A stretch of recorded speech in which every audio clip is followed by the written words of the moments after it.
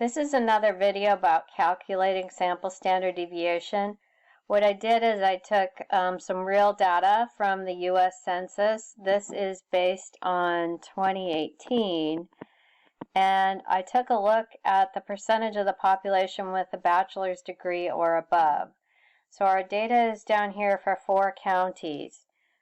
These are Thurston, Snohomish, King, and Pierce counties, and each of the data points are the percent of the population that has a bachelor's degree or above.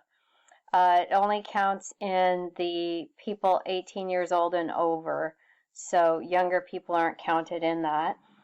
So we're thinking about what's the variation in this. We can see that King County has the highest percentage.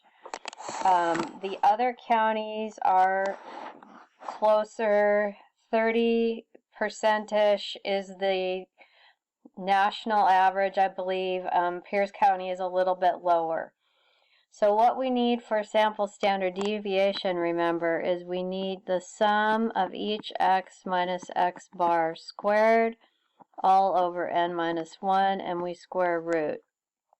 So right here we have x minus x bar. So let's remind ourselves, for x bar it was just the average. So if we add up all the data points and divide by 4, we would have gotten 36.35.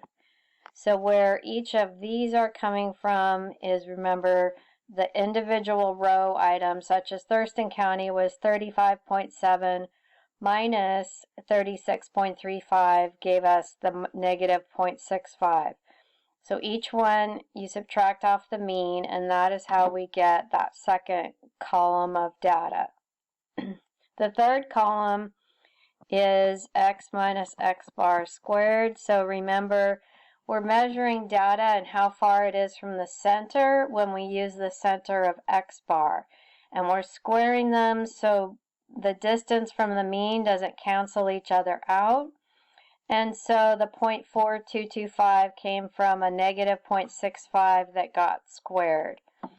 So the first component here of just this piece, what is the sum of the squared terms, means I'm summing that column, and that sum will equal 345.73.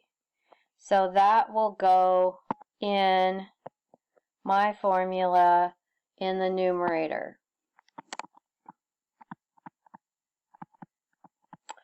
Remember, little n is the sample size, so we are measuring from 4 counties.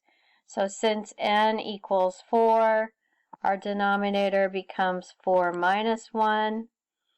And when I compute that piece, let's put it down here, it becomes 115.24. After I do the square root, let's carry the square root the whole time so we don't forget about it. After I square root, I have 10.74. That is my sample standard deviation.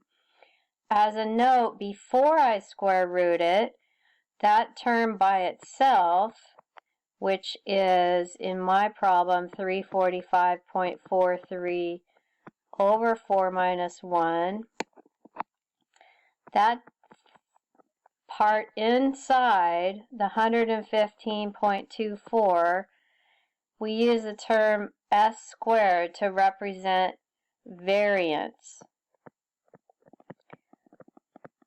So variance is not in the same units as the data because it was created out of all these pieces that were squared.